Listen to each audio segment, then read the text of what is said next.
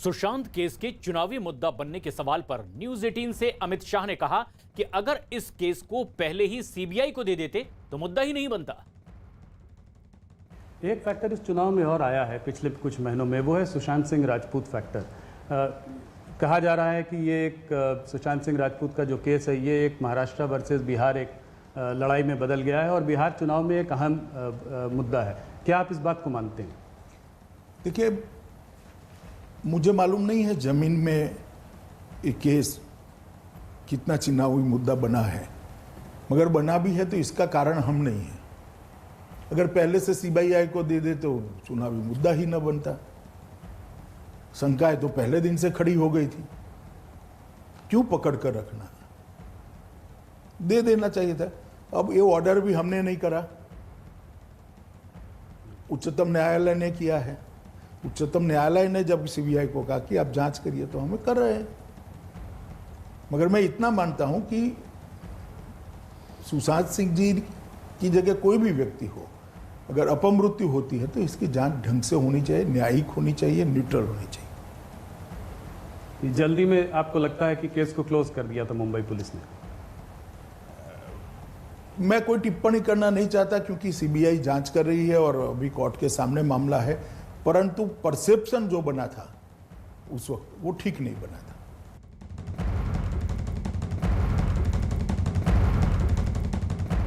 News 18 से खास बातचीत में गृह मंत्री अमित शाह ने टीआरपी के सवाल पर भी बात की है और उन्होंने कहा कि बात को बढ़ाना उचित नहीं है। अगर कोई बात है तो खबर जरूर चले, लेकिन मीडिया ट्रायल नहीं होना चाहिए। मैं हर बार आपसे एक बार मीडिया पे सवाल पूछता हूँ। मुझे लगता है एक मीडिया का नैरेटिव श्रील हो गया है, घंटों तक यही कहानी चलती रही है। जरूर बहुत दुर्भाग्यपूर्ण घटना थी, मगर जिस तरीके से उसको चलाया गया है, मीडिया ट्रायल भी हो गया है उसका, इतने दिनों से चल रहा है जो नैरेटिव पूरा श्रील हो रहा है। गवर्नमेंट ने इतना अच्छा काम किया है पिछले इतने महीनों में, पर पूरे दिन जो है एक ही मुद्दे को करीब 10-12 घंटे चलाया गया है। आप ये बदलते हुए नैरेटिव को कैसे देखते हैं और आप क्या कहना चाहेंगे कि हम लोगों को क्या इसमें करना चाहिए? राहुल, इसका तो जवाब मुझसे अच्छा आप दे सकते हो जी। देखिए भाई, मीडिया ट्रायल नहीं होनी चाहिए, मेरा ऐसा बहुत स्पष्ट मानना है। हाँ, कहीं लिपापोती होती हो, घोताही होती है तो जरूर कान पकड़ना चाहिए, अधिकार है मीडिया का और फर्ज भी है, परंतु सिर्फ टीआरपी के लिए बात को बढ़ाना मुझे लगता है उचित नहीं है। और किसी भी घटना में अगर किसी भी प्रकार की लिपापोती होती तो इसको स्पेसिफिक बताना वो मीडिया का धर्म होना चाहिए। अभी कार में बैठे, कार से निकले, 5 मिनट में पहुंचेंगे, दाया पैर बाहर रखा, बिल्कुल। अरे भाई, इस प्रकार से अगर करेंगे तो मुझे लगता है कि न्याय के काम में भी बाधा आती है। जी।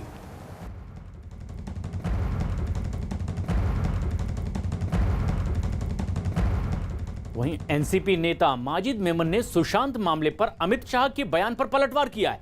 उन्होंने सुशांत केस में मुंबई पुलिस की जांच को बिल्कुल सही बताया।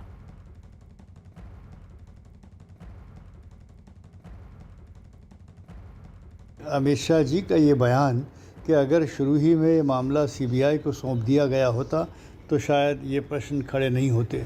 मैं इससे पूरी तरह से सहमत इसलिए नहीं हूँ कि एक साधारण सा आत्महत्या का मामला आम तौर पर लोकल पुलिस ही उसकी जांच करती है। अगर कोई विशेषता हो, कोई कानूनी दांवपेच उसमें हो तो उस सूरत में या तो राज्य की तरफ से या न्यायालय की तरफ से मामले को पुलिस से लेकर सीबीआई के सुपुर्द किया जा सकता है। उधर दूसरी तरफ शिवसेना सांसद अरविंद सावंत ने सुशांत की मौत के बाद मीडिया ट्रायल पर अमित शाह के बयान का पूरी तरह से समर्थन किया है। सुशांत सिंह की जो मृत्यु हुई, उस मृत्यु पर 38 दिन तक डिबेट चलता रहा नेपोटिज्म का, और उस मृत्यु की जांच मुंबई की पुलिस कर रही थी, हत्या है या आत्महत्या है, और इतनी जांच, इतने लोगों के उन्होंने जांच की, बात की आगे बढ़ रही थी। उसी के दरमियान मीडिया ट्रायल और सोशल मीडिया ट्रायल, ये जो तमाशे देश में हो रहा है ना, वो कभी बहुत ही देश को भी अभी गंभीरता से लेना ही पड़ेगा। अब शिवसेना यहां भी समर्थन करती नजर आ रही है गृह मंत्री अमित शाह के इस बयान का। दिवाकर सिंह मुंबई से हमसे सीधे जुड़ रहे हैं और वरिष्ठ पत्रकार शेष नारायण सिंह जी। शेष जी, अब ये एक और दूसरा अहम बयान अमित शाह का, जिसमें उन्होंने इस तरह के मीडिया ट्रायल को गलत करार दिया है। शिवसेना यहां भी अब साथ खड़ी नजर आ रही है, पूरा समर्थन कर रही है। ये उन्हें सूट भी कर रहा था।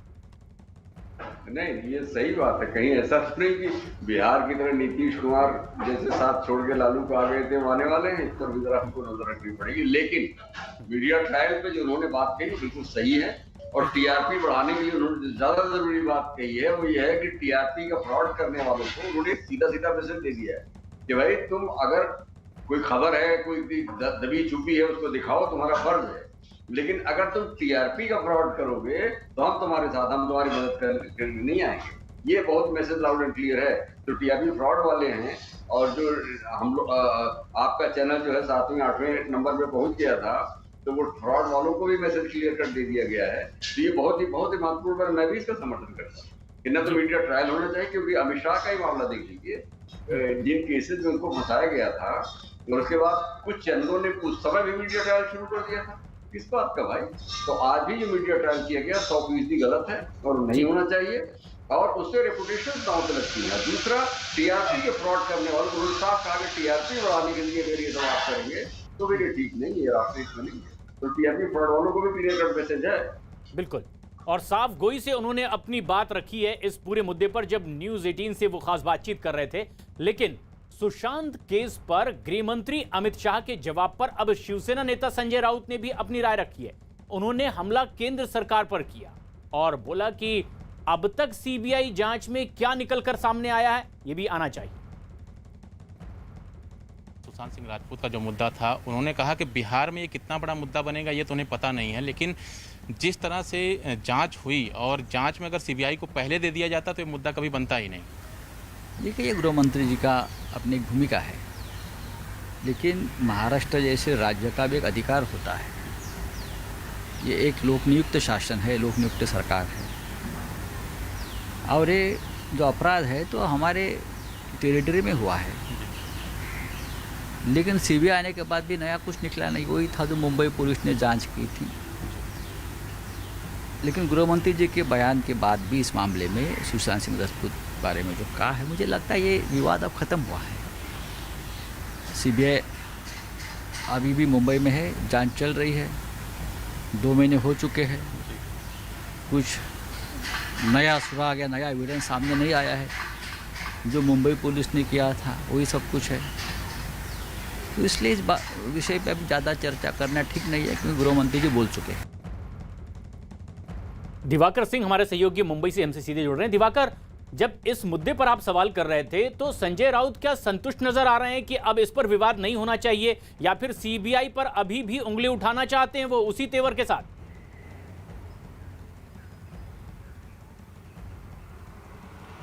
देखिए, जब उनसे हमारी बातचीत हो रही थी तो कहीं ना कहीं उनके रुख में जो आक्रामक रवैया होता है वो आज देखने को नहीं मिल रहा था। कहीं ना कहीं नरमी देखने को मिल रही थी, और एक तरह से उन्होंने कहा कि उनके लिए विवाद खत्म हो गया है। लेकिन जिस तरह से उन्होंने केंद्र सरकार पर निशाना साधा इशारों में कि मुंबई पुलिस की जांच में भी वही चीज़ें सामने आई थी जो सीबीआई की जांच में अब तक चीज़ें सामने आई हैं। हालांकि सीबीआई अभी तक जाँच कर रही है, और जो जाँच की रिपोर्ट है वो जनता के सामने रखी जानी चाहिए, क्योंकि जिस तरह से इस पूरे मामले में मुंबई पुलिस को बदनाम किया गया था, महाराष्ट्र सरकार को बदनाम किया गया था, वो कहीं ना कहीं अब शिवसेना के पास मौका है कि केंद्रीय गृह मंत्री ने जिस तरह से बयान दिया है, अब शिवसेना आक्रामक रवैया अपना सकती है। लेकिन जिस तरह से संजय राउत ने कहा कि उनके लिए विवाद अब फिलहाल खत्म हो चुका है, लेकिन जिस तरह से 3 महीनों तक जो है मुंबई पुलिस पर सवाल खड़े किए गए, सीबीआई की जांच अभी तक चल रही है, और जो एम्स की रिपोर्ट सामने आई उससे ये चीज़ तय हो गई है कि मुंबई पुलिस की जो जांच रिपोर्ट थी वो उससे डिफरेंट नहीं थी। तो कहीं ना कहीं मुंबई पुलिस को बदनाम करने की कोशिश की गई है। हालांकि बिहार के मुद्दे पर कि आखिर बिहार में ये मुद्दा कितना कारगर साबित होगा, ये सुशांत वाला मुद्दा, इस पर उन्होंने कुछ बात नहीं की। उन्होंने कहा कि एक गृह मंत्री की भूमिका है, उन्होंने अपनी भूमिका रखी है, लेकिन शिवसेना अब इस पूरे विवाद में नहीं पड़ना चाहती है। उसके लिए ये विवाद फिलहाल खत्म हो गया है, और अब वो आगे की सोच रही है। प्रसाद, तो शिवसेना बचना चाहती है कि अब इस विवादित बात को लेकर वो कुछ भी नई राय नहीं रखेंगे। लेकिन उधर कांग्रेस नेता चरण सिंह सापरा ने सुशांत सिंह को लेकर के अमित शाह के बयान पर कहा कि सुशांत सिंह राजपूत के मामले को राजनीतिक फायदे के लिए आगे बढ़ाया गया था। अब बिहार चुनाव के बाद यह ठंडे बस्ते में चला जाएगा।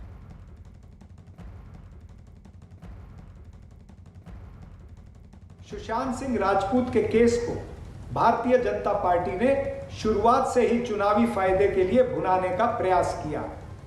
एम्स की फॉरेंसिक रिपोर्ट खोखली निकली और सीबीआई 2 महीने से इस पर कोई निष्कर्ष नहीं दे पाई है। और अब 10 नवंबर को जब बिहार का चुनाव संपन्न हो जाएगा तो केंद्र सरकार ये सुशांत सिंह के मामले को ठंडे बस्ते में डाल देगी। न्यूज 18 नेटवर्क के editor in chief Rahul Joshi से खास बातचीत में गृहमंत्री अमित शाह ने ड्रग्स के मुद्दे पर भी बात की और इसे फिल्म इंडस्ट्री से जोड़कर देखने को गलत करार दिया। बॉलीवुड में एक ड्रग्स का मुद्दा जो है सामने खुलकर आया है, इसको आप कैसे देखते हैं?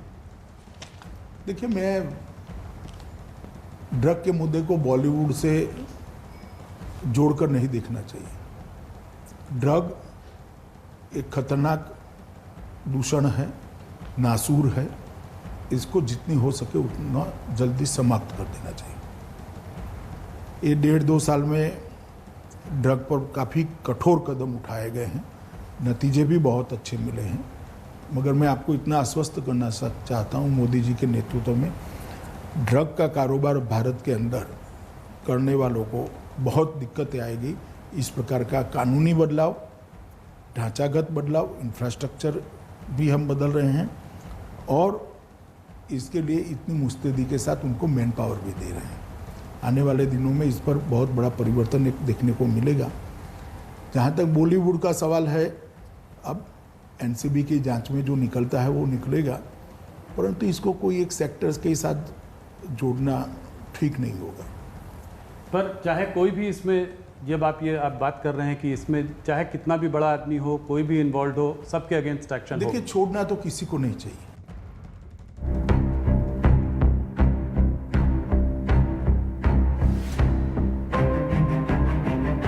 एनडीए को 2/3 बहुमत मिलने जा रहा है और नीतीश कुमार जी मुख्यमंत्री बनेंगे। अगर पहले से सीबीआई को दे दे तो चुनावी मुद्दा ही न बनता। शंकाएं तो पहले दिन से खड़ी हो गई थी। एमएसपी बंद करने की बात कहां पर? एक किसानों को भड़काने की बात है। बंगाल में कानून और व्यवस्था चरमराई हुई है। बम बनाने के कारखाने हर जिले में मिलते हैं। हम सीमाओं पर अपनी एक इंच जमीन के लिए जागरूक है, पर उसको कोई छीन नहीं सकता।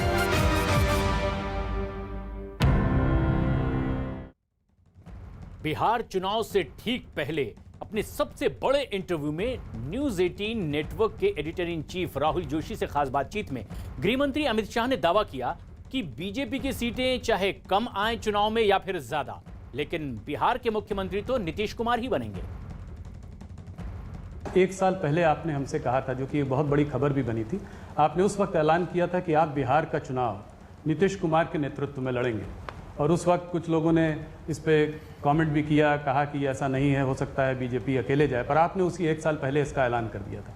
तो 2015 और आज इसको आप कैसे देखते हैं? उस वक्त आप नीतीश जी के खिलाफ थे, आज आप नीतीश के साथ हैं, तो इस चुनाव में आपका आंकलन क्या है? और आपका प्रेडिक्शन बहुत वो माना जाता है, क्या नंबर लगाएंगे आप कि कितनी सीट जीतेगी? देखिए, हमने जब से नीतीश कुमार जी के साथ हमारी सरकार बनी, तब से भारतीय जनता पार्टी ने फैसला किया था कि बिहार का जो 2020 का चुनाव है वो हम नीतीश कुमार जी के नेतृत्व में लड़ेंगे। और ये सार्वजनिक रूप से, पहले मैं पार्टी अध्यक्ष था तब मैं, और अब नड्डा जी ने भी कहा है, इसमें कोई दो राय नहीं है, दो मत नहीं है। मैं आज फिर से दोहराना चाहता हूँ कि चुनाव बिहार में श्री नीतीश कुमार के नेतृत्व में लड़ा जा रहा है और नरेंद्र मोदी जी एनडीए के सर्वमान्य प्रमुख नेता हैं, उनके नेतृत्व में लड़ा जा रहा है। तो जो कुछ भी भ्रांतियां फैलाने का प्रयास कर रहा है, मैं आज इस पर बड़ा फुल स्टॉप लगाना चाहता हूं। नीतीश कुमार ही बिहार के अगले मुख्यमंत्री होंगे। अगर भारतीय जनता पार्टी की सीट ज़्यादा आएंगी तब भी? देखिए, अगर मगर का सवाल ही नहीं है।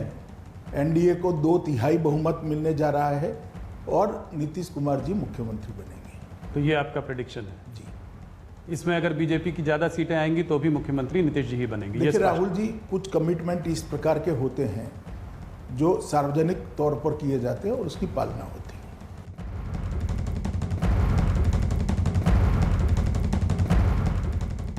न्यूज 18 पर अमित शाह के इस बड़े इंटरव्यू के बाद अब पॉलिटिकल रिएक्शंस भी आने लगे हैं। अमित शाह के इंटरव्यू में किए गए दावे पर आरजेडी प्रवक्ता मनोज झा ने पलटवार किया है।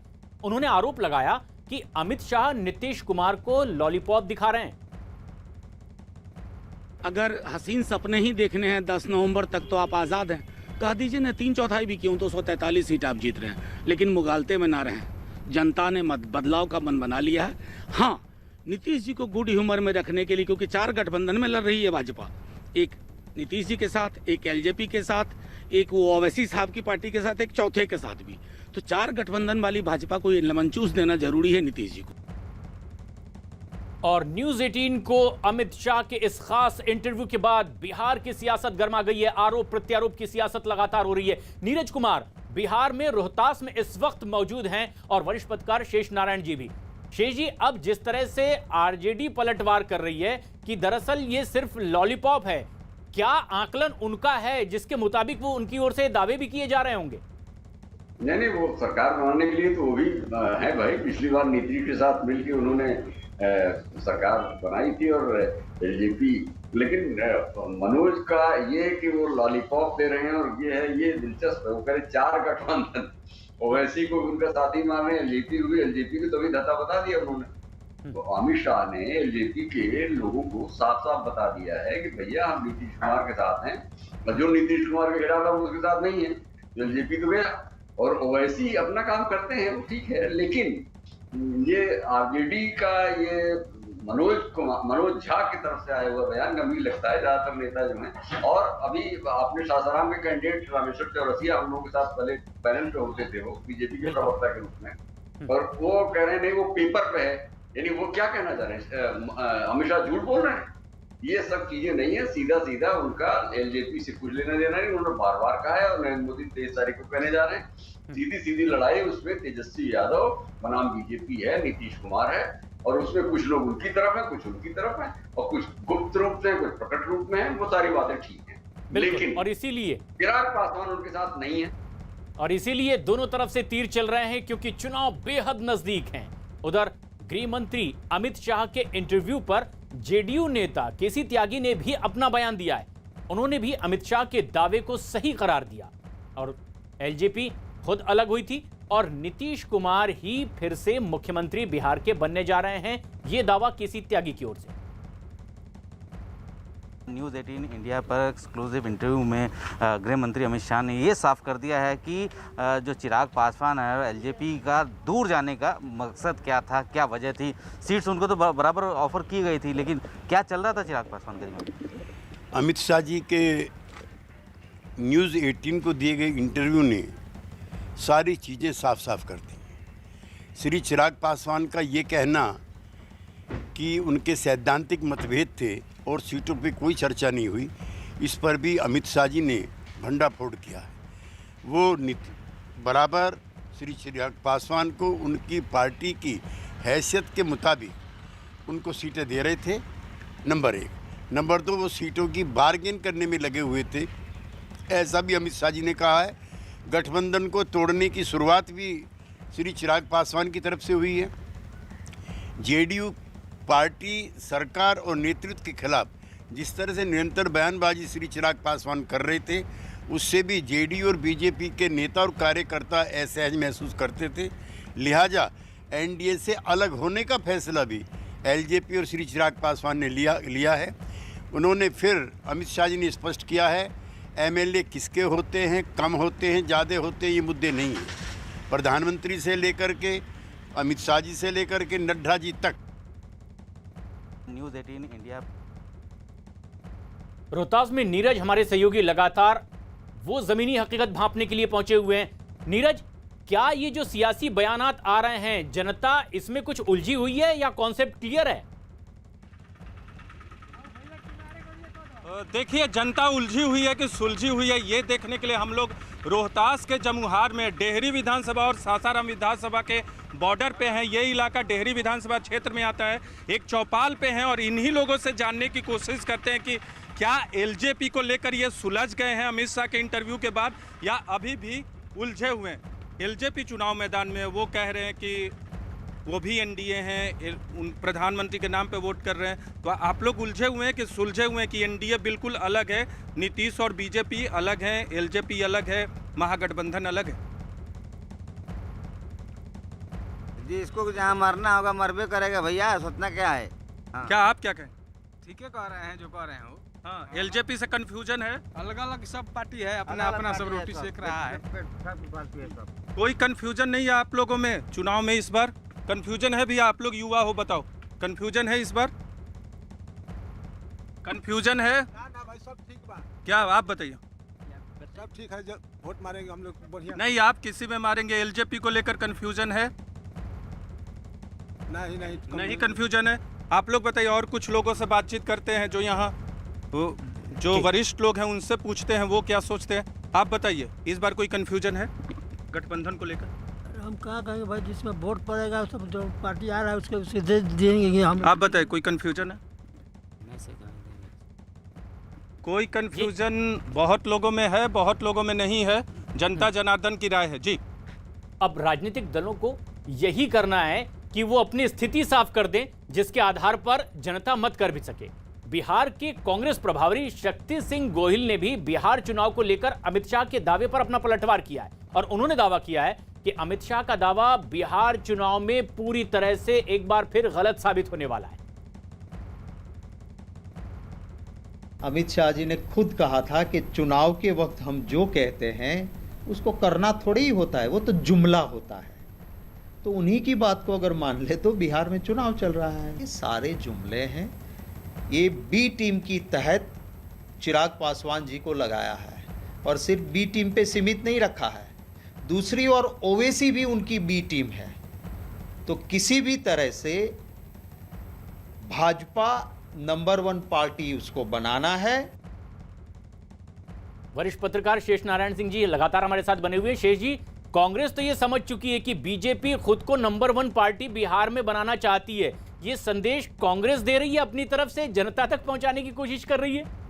नहीं तो कांग्रेस आरजेडी और कांग्रेस को नंबर 1 पार्टी नहीं बनाना चाहती, क्या कहना चाह रहे हैं? नंबर 1 पार्टी तो ये इनकी पार्टी को बनना चाहिए ना इनके हिसाब से। सही बात ये है, देखो भैया, कंफ्यूजन अभी जो अपनी नीरज ने जो बात की है उसके बाद तस्वीर ये है कि अभी ग्राउंड पे कंफ्यूजन फैलाया गया है और वो सासाराम और डेहरी के बॉर्डर पे तो कंफ्यूजन दिख रहा है। लेकिन अब अमित शाह के इंटरव्यू के बाद जाहिर है न्यूज 18 वहां घर घर देखा जाता है और उसके बाद प्रधानमंत्री की सभाओं के बाद क्या लोग ये सोचेंगे कि अगर एलजेपी को वोट दिया जा रहा है तो नरेंद्र मोदी को, क्योंकि नरेंद्र मोदी की लोकप्रियता इज कंसिस्टेंट फैक्टर। कांग्रेस और आरजेडी भी नरेंद्र मोदी पे हमला कर रहे हैं और नीतीश कुमार की पार्टी भी नरेंद्र मोदी के नाम पे वोट मांग रही है, एलजेपी भी मांग रही है और बीजेपी तो मांग ही रही है। कुल मिला के तस्वीर ये है कि क्या नरेंद्र मोदी के नाम पे चिराग पासवान वोट मिलता है, क्योंकि अगर वोट मिलता है तो जाहिर है कि उससे आरजेडी को फायदा होगा। चिराग पासवान जीतने की 2-4 सीटों की बात अलग, 2-3 बार जीते थे जब टोटल समर्थन बीजेपी का था। तो कुल मिला के स्थिति अब धीरे धीरे साफ होना शुरू हुई है। आज इंटरव्यू दिखाया गया है और अब कल परसों तक हम बात करेंगे तब स्थिति साफ होगी। क्योंकि अमित शाह ने न्यूज 18 को इंटरव्यू देते हुए ये बात अपनी तरफ से पूरी तरह साफ कर दी थी। न्यूज 18 नेटवर्क को यह खास इंटरव्यू दिया जब editor in chief Rahul Joshi से उन्होंने खास बातचीत की थी। तो गृह मंत्री अमित शाह ने बिहार में अकेले चुनाव वो क्यों नहीं लड़ रहे हैं, इस पर भी खुलकर अपनी राय जाहिर की है। बहुत दिनों से इस बात में हम लोगों ने, मैंने आपसे पहले भी ये इंटरव्यू में पूछा है, इस बात की चर्चा भी रही है, आपके कैडर्स की डिमांड भी रही है, लोग ये जानना भी चाहते रहे हैं कि भारतीय जनता पार्टी बिहार में चुनाव अकेले क्यों नहीं लड़ती है। देखिए, जहाँ तक अकेले लड़ने का सवाल है, पार्टी के संगठन का विस्तार कितना हुआ है, विस्तार कर कर नीचे तक पैंट कितनी बनी है। और नीतीश कुमार जी जब से एनडीए बना तब से हमारे साथी हैं। पहले समता पार्टी हुआ करती थी, जौहर साहब नेतृत्व करते थे, शरद यादव जी करते थे, बाद में नीतीश कुमार जी के हाथ में नेतृत्व आया, तो तब से हमारे पुराने साथी हैं। और तोड़ने का कोई कारण नहीं है। एक बार बीच में थोड़ी गड़बड़ हुई थी, टूटा था, मगर अच्छा ही हुआ, फिर से आज वो एनडीए में है। तो सिर्फ विस्तार के लिए अकेला लड़ना वो ठीक नहीं है। गठबंधन का एक धर्म होता है, तो हमने धर्म को निभाया है और हम चाहते हैं कि नीतीश कुमार जी के नेतृत्व में जो विकास हुआ है 15 सालों में वो बरकरार रहे। ऊपर मोदी जी, नीचे नीतीश जी, ये डबल इंजन वाली सरकार बिहार को विकसित राज्य बनाने की दिशा में बहुत द्रुत गति से आगे ले जाएगी।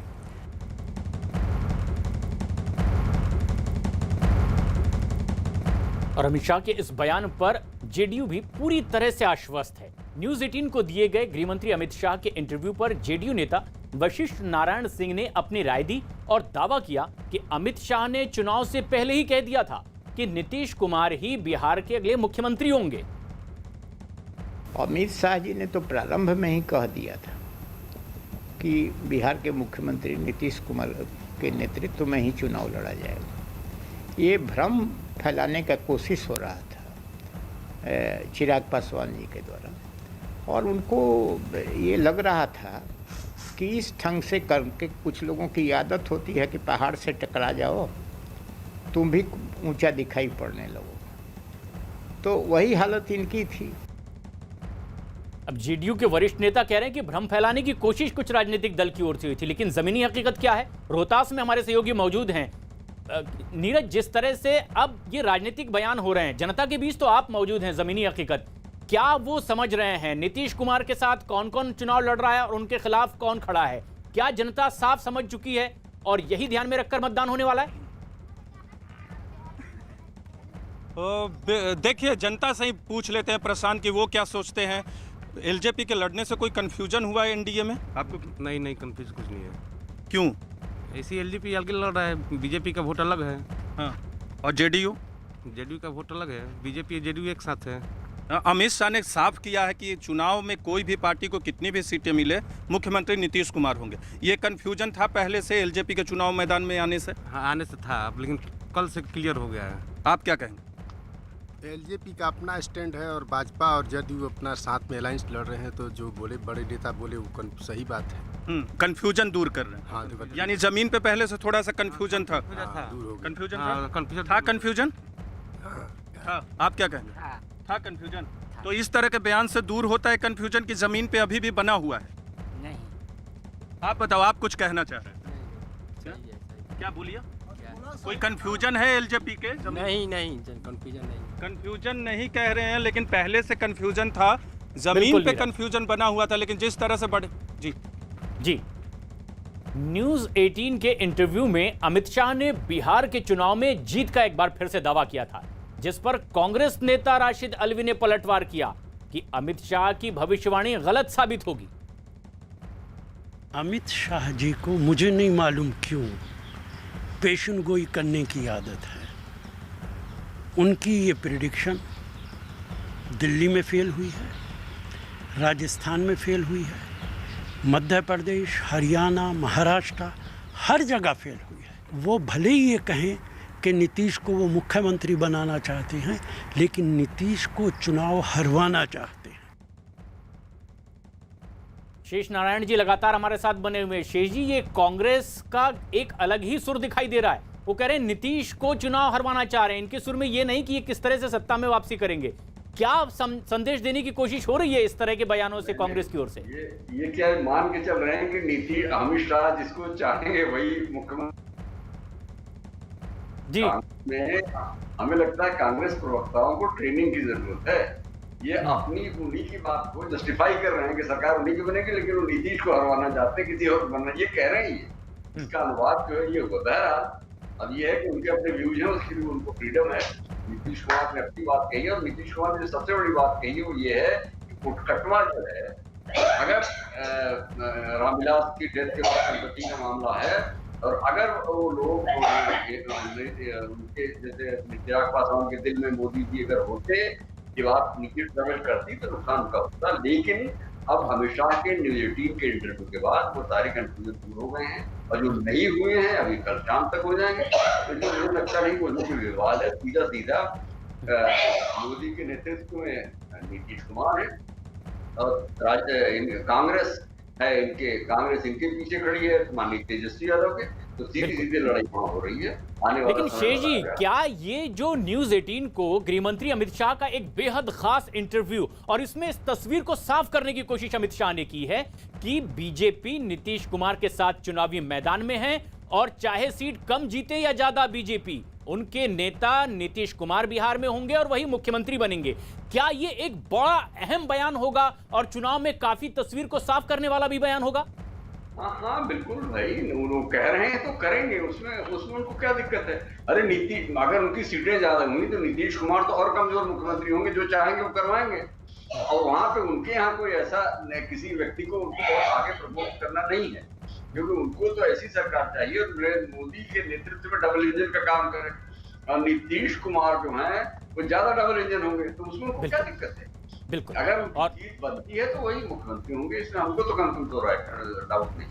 तो अमित शाह अपने बयान से तस्वीर साफ कर चुके हैं, लेकिन उधर बिग बॉस का 14वां सीजन शुरू हो चुका है। सोमवार से शुक्रवार रात 10:30 बजे और शनिवार रविवार रात 9 बजे देखिए बिग बॉस।